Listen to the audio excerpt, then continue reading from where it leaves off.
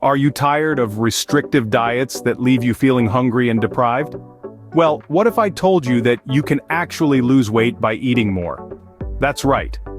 The key to weight loss is not depriving yourself, but rather making smart choices about what you eat.